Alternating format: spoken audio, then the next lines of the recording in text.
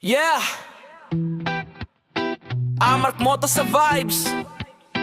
Para sa mga tropang mahilig sa motor review. So ayun ako mga best no, sa lahat ng mga nagtatanong, magkano nga ba ang ganitong motorcycle ito ay nagkakahalaga ng 75,000 kapag kinuha nyo ng cash, at syempre available po sila sa installment. Ilalagay ko sa screen nyo para at least meron kayong reference kapag kumuha tayo ng hulugan. So sa tingin nyo, sulit nga ba ang presyo niya ngayong 2026?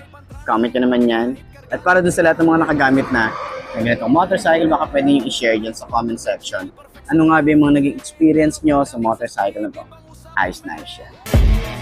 So ayun ako mga best no, sa lahat ng mga nagtatanong, magkano nga ba ang ganitong motorcycle, ilalagay ko sa screen nyo para at least meron tayong reference kapag kumuha tayo ng cash at hulugan. So sa tingin nyo, sulit nga ba ang presyo niya ngayon 2026?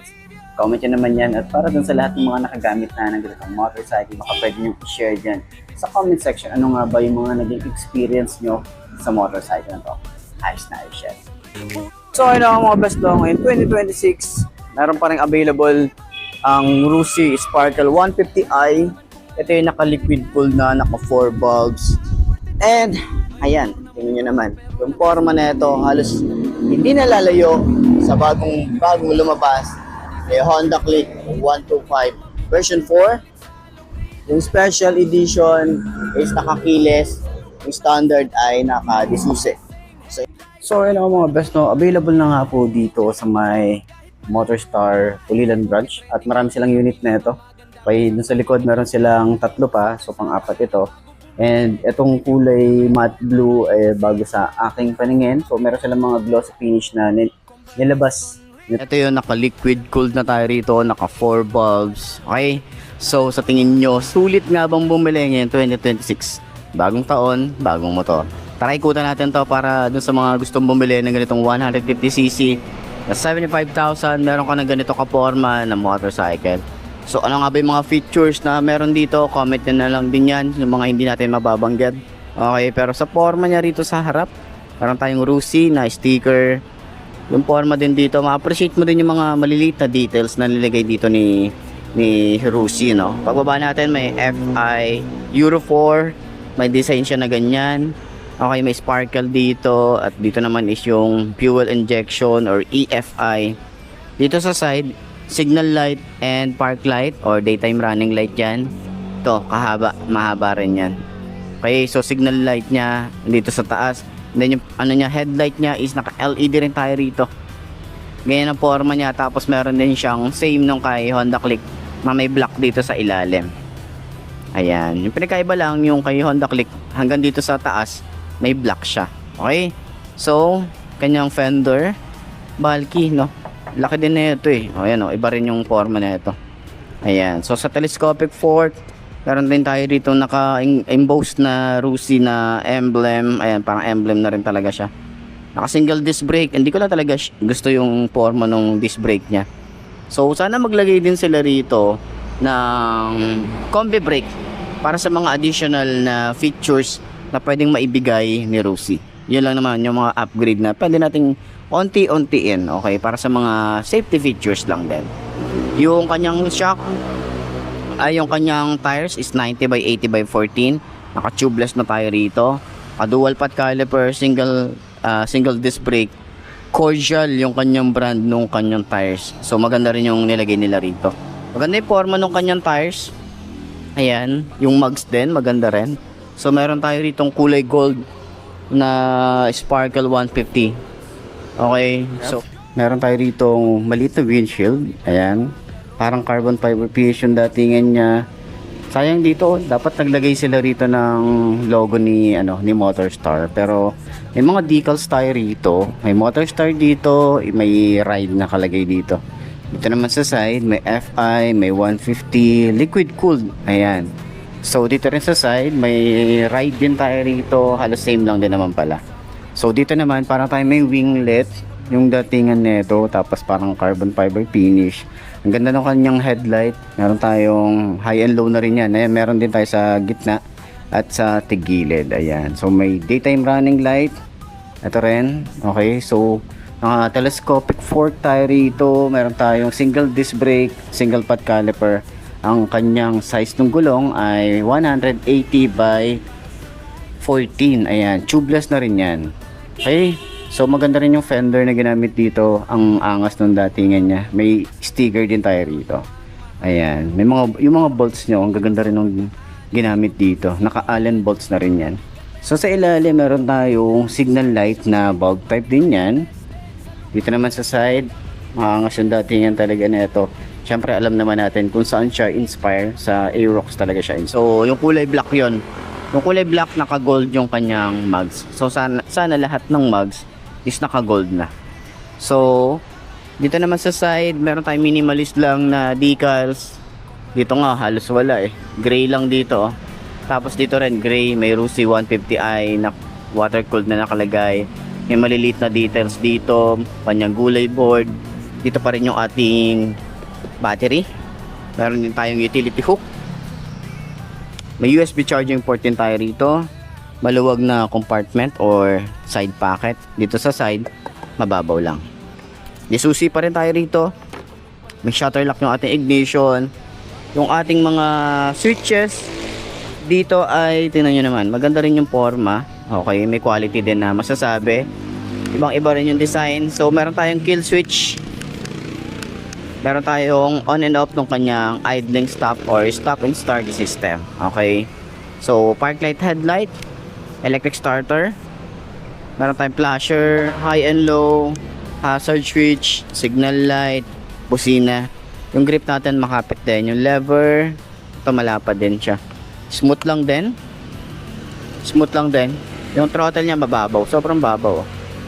Naka digital panel na rin tayo rito. Meron sa yung select and set. May Rusi na emblem.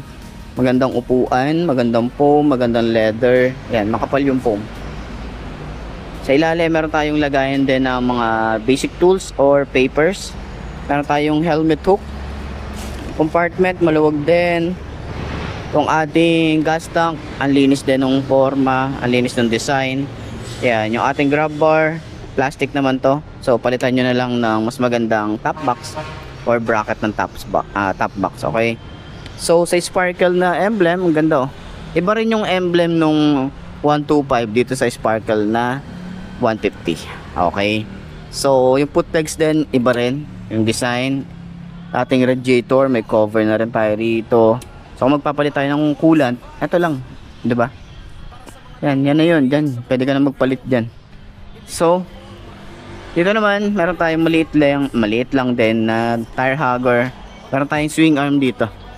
Hindi katulad ng 125 wala. Okay. Panel gauge, meron tayong digital, may set na rin tayo rito. Alam ko tinatouch diyan eh. Ayan. So pagbaba natin, meron tayong USB charging port, dalawa 'yan. May side pocket din tayo rito. Pero medyo pababa kasi nung datingan nung side pocket na. Kaya hindi siya safe na maglagay nung mga tawag dito, yung mabibigat, yung pwedeng mahulog. Ayan. Tapos dito naman yung ignition. Meron tayong seat and fuel pag ino-open natin yan. Okay. Gas tank natin dito. Ayan, malaki din yung kanyang capacity. And dito sa side, meron tayong easy ride. Extension ng paa. Tapos may padding na rin tayo dyan. Meron tayong angkasan. Okay, metal din naman yan. And kagandahan, meron tayo rito ang liquid cooled na. Maganda rin yung cover. Tingnan nyo naman yung ilalim na ito. Meron na rin tayo rito tire hugger na parang meron siyang parang carbon fiber finish yung datingan niya. Ayan. So may swing arm na rin tayo rito. Meron tayo rito dual shock na nakabaso. Adjustable na rin yan. Yung ating tambucho, napakalaki ng tambucho. Yung kanyang cover din, plastic, ang laki din ng itsura. Tapos meron na rin tayong single disc brake, single pot caliper. Ang size ng gulong dito ay 120/70 by 14. Ayan. So sa kanyang taillight, maganda rin yung design. Ayan o. Maporma, talagang futuristic yung datingan niya. Sumasabay sa mga kakompetensya na ito. So yung forma ng ating tambucho, same na same dun sa ating Honda Click 125. Okay, so meron tayong drum brake. So sana si Rusi is upgrade nila rito. Gawin nila na disc brake para at least may kakaiba din. Or mali naman natin sila yung unang magkaroon ng disc brake na parang halos katulad ng Honda Click, diba? So yun din yung mga kino-comment ng iba. Sana disc brake na daw sa likod. Ayan. So 180/14 tubeless yung kanyang tires. sa likod, yung taillight niya is ayan. Karon tayo ritong taillight na kulay white. May nag-comment dito na kulay red daw to. Ayan, sabi nila kulay red, pero paano siya magiging red or bahala na kayo dyan. Basta yun. Yung kasing 125 is talagang kulay red yun nandito. Okay, kaya baka akala ng iba 125. Ito kasi 150cc kulay white. So yun lang naman yung ating concern. Signal light natin dito flexible, tapos LED rin, plate light, reflector, lagayan ng plate. Ayan, adjustable na shock, naka mono shock tayo rito. Yung panggilid na ito parang parehas to nung kay ADB nila. Yung ADB parang halos same na yung itsura eh. Ayan, so wala tayong kickstart dito. Monitor nyo palagi yung kanyang battery para iwas tayo sa aberya, lalo sa daan. Yan, may side stand kill switch tayo rito. So sa 125 wala siyang ganong features. So sa 150 meron. So ayan, sa tingin nyo sulit nga ba bumili ng Sparkle 150i ngayon 2026? Sana maglabas pa ng maraming kulay na ito. Abangan natin yan. So sana nakatulong tong video na to sa lahat ng mga naghahanap ng ganitong motorcycle. Ayos na ayos yan. Sa side nga pala may 150 dito, may decals din tayo rito. And ito naman yung signal light natin is naka bulb type din, lagay ng plate, may reflector. Ito naman bulky yung kanyang fender or malapad yung kanyang fender dito. So meron na rin tayo rito bracket para sa kanyang top box, ready na rin yan. May mga nakaabang na rin yan. Okay, so sa upuan, ito yung nagustuhan natin dito, sobrang lambot ng upuan na ito. May mga stitches na rin yan. Pagdating natin dito sa ilalim ng upuan, meron tayong helmet hook, malawak din yung kanyang compartment. Okay, dito rin yung ating battery. So sa side naman, tingnan natin yung side kung ano ba yung meron dito. Sa panggilid niya kasi napakalaki ng panggilid niya, may motor star na nakalagay dito. Ang ganda ng itsura na ito. Tapos meron tayong side stand kill switch, or parang wala yata. Hindi ko alam kung meron o wala, pero ayan. Okay, so ayan, yun yung kabuuan. Easy control sa singitan, yung iba mabigat pero solid sa long ridan. Suspension check, pati preno testen. Sa lubak ng kalsada dapat hindi stressing. Headlight maliwanag panggabi ang biyahe. Engine dapat smooth kahit malayo ang biyahe. Porke trending eh, yun na pinakamaganda. Minsan tahimik lang pero halimaw sa kalsada. Kaya bago bumili, review muna idol para iwas sisi paglabas ng kapital. Comparison review, alamin natin to.